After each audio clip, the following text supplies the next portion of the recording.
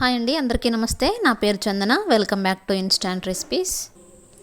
ఈరోజు వీడియోలో ఏమిటంటే మీకు మిగిలిపోయిన అన్నంతో హల్వా చేసి చూపించబోతున్నానండి. ఈ హల్వా చాలా టేస్టీగా ఉంటుంది. మనం చాలాసార్లు అన్నం మిగిలిపోతే పోపు వేసుకుంటాం, లేకపోతే ఎవరు తింటారులే అని చెప్పేసి పడేస్తూ ఉంటాం కదా. అలా పడేయకుండా మనం మిగిలిపోయిన అన్నంతో ఇలా ఒక్కసారి హల్వా చేసుకొని తింటే చాలా సూపర్గా ఉంటుందండి. ఎవరికైనా ఇంటికి గెస్ట్లు వస్తే కానీ ఈ హల్వా పెడితే మీరు నిజంగా మిగిలిపోయిన అన్నంతో ఈ హల్వా చేశాను అంటే ఎవ్వరూ నమ్మరు. ఒక్కసారి టేస్ట్ అనేది ట్రై చేసి చూడండి, ఎలా ఉందో నాకు కమెంట్ చేయండి, ఓకేనా. ఇప్పుడు ప్రాసెస్లోకి వెళ్ళిపోదామండి. ముందుగా మిగిలిపోయిన అన్నాన్ని ఇలా 2 కప్స్ వరకు తీసేసుకోండి, ఓకేనా. ఇప్పుడు మిక్సీ జార్ తీసుకొని ఆ మిక్సీ జార్లోకి ఈ 2 కప్స్ అన్నాన్ని వేసేయండి. ఇప్పుడు దాంట్లోకి 1/2 కప్పు వరకు నీళ్ళని యాడ్ చేసుకోండి. ఇలా నీళ్ళని యాడ్ చేసుకున్న తర్వాత ఒకసారి మెత్తటి పేస్ట్ లాగా ఈ అన్నాన్ని గ్రైండ్ చేసుకోవాలండి. ఇలా మెత్తటి పేస్ట్ లాగా గ్రైండ్ చేసుకోవాలి, ఓకేనా. ఇప్పుడు దాంట్లోకి 1/2 కప్పు వరకు కార్న్ఫ్లోర్ని యాడ్ చేసుకోవాలి. నెక్స్ట్ అలాగే ఒక 1/2 కప్పు వరకు వాటర్ని యాడ్ చేసుకోండి. నెక్స్ట్ ఒక కప్పు వరకు మనం కొబ్బరి పాలను కూడా యాడ్ చేసుకోవాలండి. ఈ కొబ్బరి పాలు అనేవి మనకి ఇన్స్టెంట్గా సూపర్ మార్కెట్లో కూడా దొరుకుతాయి, ఓకేనా.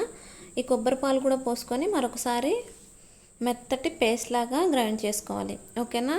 చూసారా, ఇలా రిబ్బన్ షేప్లోకి వచ్చేయాలి, లేకపోతే దోశ పిండి ఉంటుంది కదా, ఆ దోశ పిండి కన్సిస్టెన్సీ వచ్చేలాగా ఈ అన్నాన్ని మొత్తాన్ని గ్రైండ్ చేసుకొని పక్కన పెట్టేసుకోండి. ఇప్పుడు నెక్స్ట్ స్టవ్ ఆన్ చేసుకోండి. స్టవ్ ఆన్ చేసుకొని దాని మీద ఒక మందపాటి గిన్నెని పెట్టేసుకోండి. ఇప్పుడు దీంట్లోకి 1 కప్పు వరకు షుగర్ని యాడ్ చేసుకోవాలండి. 1 కప్పు షుగర్ని యాడ్ చేసుకున్న తర్వాత దాంట్లోకి 1/2 కప్పు వరకు వాటర్ని యాడ్ చేసుకోండి. నేను అన్ని కప్పుతో కొలతలు చెప్తున్నానండి, ఇవన్నీ పర్ఫెక్ట్ కొలతలు అన్నమాట. మీరు ఏ కప్పుతో అయితే తీసుకుంటారో అదే కప్పుతోటి ఈ కొలతలన్నిటినీ తీసేసుకోండి, ఓకేనా. ఇప్పుడు ఈ పంచదార వేసిన తర్వాత ఒక 5 to 10 మినిట్స్ వరకు అలానే ఉంచేయండి. ఇప్పుడు ఈ పంచదార అంతా కరిగిపోయి పంచదారలో ఇలా వాటర్ బబుల్స్ అనేవి ఫామ్ అవుతాయండి. అప్పుడు మనం ముందుగా ప్రిపేర్ చేసి పెట్టుకున్న దోశ కన్సిస్టెన్సీ ఉంది కదా, ఈ అన్నాన్ని దీంట్లో వేసేయండి, ఓకేనా. ఇలా అన్నం వేసిన తర్వాత దీన్ని బాగా కలిపేసుకోవాలండి. ఎందుకంటే మనం కార్న్ఫ్లోర్ వేసాం కాబట్టి ఈ కార్న్ఫ్లోర్ అనేది త్వరగా గడ్డగట్టిపోతుంది, కాబట్టి మనం కలుపుకుంటూనే ఉండాలి. ఈ చక్కెర పాకం అంతా ఈ అన్నానికి పట్టేలాగా బాగా కలిపేసుకోండి, ఓకేనా. ఇప్పుడు ఇది మొత్తం దీంట్లో కలవటానికి మనకి 5 to 10 మినిట్స్ వరకు పడుతుందండి. 5 to 10 మినిట్స్ వరకు ఇలా కలుపుతూనే ఉండాలి, ఓకేనా. మనకి 10 మినిట్స్ తర్వాత ఈ కన్సిస్టెన్సీ నుంచి మనకి వాటర్ బబుల్స్ లెక్క ఫామ్ అవుతాయండి. ఇలా వాటర్ బబుల్స్ ఫామ్ అవ్వగానే మనం మంటని మీడియం ఫ్లేమ్లోకి అడ్జస్ట్ చేసుకొని ఇలా బాగా కలుపుతూ ఉండండి, ఓకేనా. ఒక 15 మినిట్స్ తర్వాత ఇది మనకి కొద్దిగా దగ్గర పడుతుందండి.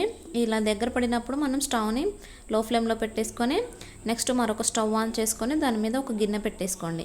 దాంట్లోకి 1/2 కప్పు వరకు చక్కెరని యాడ్ చేసుకోండి. దాంట్లోకి ఒక 4 టేబుల్ స్పూన్స్ వరకు వాటర్ని కూడా యాడ్ చేసుకోండి. ఈ చక్కెర కన్సిస్టెన్సీ అనేది బాగా కలుపుకోవాలండి. ఇది ఒక 15 మినిట్స్ తర్వాత మనకి కలర్ చేంజ్ అయ్యి గోల్డెన్ కలర్లోకి మారిపోతుంది, ఓకేనా. ఇలా గోల్డెన్ కలర్లోకి మారిపోయినప్పుడు దీన్ని ఇలా బాగా కలుపుతూనే ఉండాలి. మనకి బెల్లం పాకం పట్టేటప్పుడు ఏ కన్సిస్టెన్సీ వస్తుందో మనకి ఆ కన్సిస్టెన్సీ వరకు, ఆ కలర్ వచ్చే వరకు కూడా దీన్ని ఇలా కలుపుతూనే ఉండాలి, ఓకేనా. మరీ నల్లగా అయ్యేంత వరకు దీన్ని ఉంచుకోకూడదండి. మరీ నల్లగా అయితే ఏమవుతుందంటే మనకి ఈ చక్కెర పాకం అనేది కొద్దిగా చేదు అనేది వస్తుంది, ఓకేనా. అలా రాకుండా ఇగో ఇలా బెల్లం కలర్ వచ్చేటట్టు చూసుకొని తర్వాత స్టవ్ ఆఫ్ చేసేసుకోండి, ఓకేనా. ఇప్పుడు ఈ కన్సిస్టెన్సీని మనం ముందుగా ప్రిపేర్ చేసి పెట్టుకున్న అన్నం కన్సిస్టెన్సీ ఉంది కదా, దాంట్లో ఇలా వేసేయండి. ఇలా వేసేసి దీన్ని బాగా కలుపుతూ ఉండాలి. ఎందుకంటే మనం ఈ చక్కెర పాకం వేసిన తర్వాత మనకి కార్న్ఫ్లోర్ ఉంది కదా, ఆ కార్న్ఫ్లోర్ అనేది చిన్న చిన్న ఉండలుగా కట్టేస్తుందండి. అలా ఉండలు కట్టక ముందుకే మీరు ఇలా బాగా కలుపుతూ ఉండాలి. ఈ చక్కెర పాకం వేసిన తర్వాత ఒక 10 మినిట్స్కి ఇలా కొద్దిగా దగ్గర పడుతుంది. అప్పుడు మనం ఒక 3 or 4 టేబుల్ స్పూన్స్ వరకు నెయ్యిని యాడ్ చేసుకొని మరొక 5 మినిట్స్ వరకు ఇలా కలుపుతూ ఉండండి. ఓకేనా, ఇది కొద్దిగా దగ్గర పడుతుందండి. అప్పుడు మనం స్టవ్ ఆఫ్ చేసేసుకొని పక్కన పెట్టేసుకోవాలి. ఓకేనా, ఇప్పుడు నెక్స్ట్ మనం ఏదైనా ఒక గిన్నెని తీసుకోండి. దానికి ఆ గిన్నె మొత్తానికి ఇలా నెయ్యి అప్లై చేసేయండి.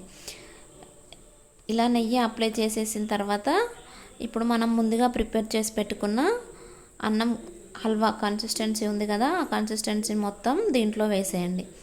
ఇలా వేసేసి దీన్ని ఇలా మొత్తం పర్ఫెక్ట్గా వచ్చేలాగా సెట్ చేసేసుకోండి. ఓకేనా, ఇలా సెట్ చేసేసుకొని ఒక 30 మినిట్స్ వరకు పక్కన పెట్టేసుకోండి. ఒక 30 మినిట్స్ తర్వాత పక్కన పెట్టేసుకొని మొత్తం పూర్తిగా చల్లారింది అనుకుంటే మీరు ఈ హల్వాని టర్న్ చేసుకొని చూసుకోవాలండి. లేకపోతే ఇది మ్యాక్సిమం మనకి చల్లారటానికి ఒక 2 అవర్స్ వరకు పడుతుంది. ఓకేనా, 2 అవర్స్ తర్వాత చూస్తే మనకి ఇది పర్ఫెక్ట్గా రెడీ అయిపోతుంది. మనకి హల్వా ఎలా ఉంటుందో స్మూతీగా అలానే ఇది రెడీ అయిపోతుంది. ఇప్పుడు దీన్ని ఒక ప్లేట్లోకి టర్న్ చేసుకుందామండి. ఇలా టర్న్ చేసేసుకోండి. మనకి పర్ఫెక్ట్గా హల్వా అనేది రెడీ అయిపోతుంది. ఓకేనా, చూసారా ఎలా రెడీ అయిపోయిందో. ఇప్పుడు మనం ఇది పట్టుకున్నా సరే మనకి స్మూతీగా ఉంటుందండి. మనకి జెల్లీ ఫామ్ ఎలా వస్తుందో ఆ జెల్లీ స్ట్రక్చర్ అనేది మనకి ఉంటుంది. ఓకేనా, దీన్ని పట్టుకున్నా సరే మనకి చాలా స్మూతీగా జ్యూసీగా ఉంటుంది. ఓకేనా, ఇప్పుడు మీరు దీన్ని మీకు ఇష్టం వచ్చిన స్టైల్లో దీన్ని గార్నిష్ చేసేసుకోవచ్చు. ఓకేనా, అంతే అండి. ఎంతో టేస్టీ అండ్ సింపుల్గా మీ ఇంట్లోనే ప్రిపేర్ చేసుకోగలిగే రైస్ హల్వా రెడీ అయిపోయింది. మీరు కూడా మీ ఇంట్లో ట్రై చేసి ఎలా ఉందో నాకు కమెంట్ చేయండి.